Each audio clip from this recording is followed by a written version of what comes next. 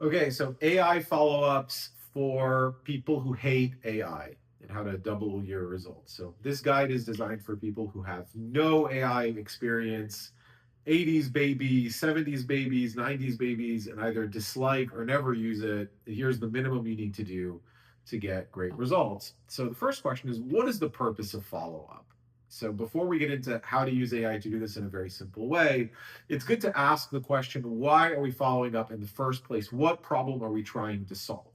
So when we have warm leads that are not meeting ready yet, or we get ghosted and the leads don't show up for our call, the first instinct we have is to think that we either did a bad job in the cold call or cold email, or that our offer isn't good enough. But this is rarely the case. So because we are asking for a first date, the reasons people usually accept or reject a first date are not related to our character as much as they are related to our charisma.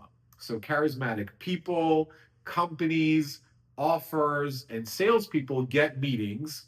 Less charismatic people don't. We've all seen this in life, and it makes a lot of us cynical. But the good news is charisma is both situational and very easy to develop. It's really a combination of two things. So, strength, does this person have the goods? Are they good at what they do? And is there a potential benefit in a relationship with them? And also warmth. Does this person actually care about me? Do they understand me? And do they have a solution that's designed with me in mind? So, right now, the most charismatic company in the world is Apple because the products are both appealing and designed with a user in mind. The most charismatic man in the 90s was JFK Jr. because he was very good looking and he also had the potential to become president. But objectively, there are much better computers than Apple, and JFK Jr. was not particularly smart and had a lot of trouble focusing. So we want to make your outreach more charismatic in this way. Selling the quality of what's under the hood can come later. That's what the first few dates are for. So we're using AI as a tool to demonstrate these qualities, not to be right and not to convince people that we are the best XYZ, which is a huge difference and a big weight off of your shoulders. We are only using Claude here. There's no fancy stuff. I will give you the exact prompts and you can just copy them. We're only using AI to make research easier and give you angles that show your core competence and that you've done research and care. Doing this manually from your cell phone and personal LinkedIn account will get the best results, especially leaving voice notes on LinkedIn because it's time consuming and cannot be faked. So, number one, preparation. You're going to create an extremely detailed summary of your company. Um, so we give you a prompt. We're going to create an extremely detailed summary. Here's their intake form, website, socials.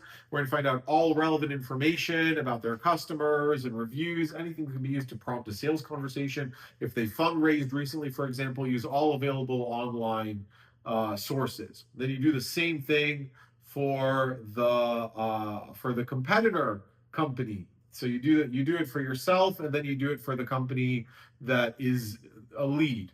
So that's the first thing, and it's going to give you an output. And then, by the way, if you put them into Google Docs, you make them readable to everyone. You don't have to have like prompts because your prompts are going to turn into 16-page things. You can just put the link of the Google Doc. And then you're going to use the prompt to find out potential angles to pitch. So you're like, here's our company summary, here's our cold call script, here's our offer.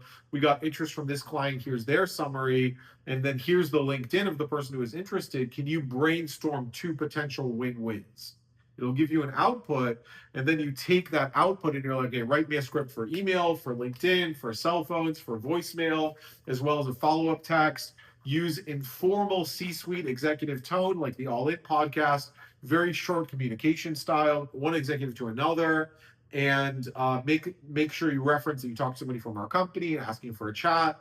Make the messages similar but not identical and sound natural according to the medium. Then it's going to give you the script that's still going to be AI, and then you fine tune them, you rewrite them in your own words, and that becomes your outreach protocol. What we like to do is say, call them first, then you can text, leave a voicemail, then you can email, then you can wait another day and then find them on LinkedIn and connect and reach out. And then you can follow up once a week forever. Don't get angry or stressed. It's all part of the game. Eventually, you can add a newsletter as well, and we help our clients with this too.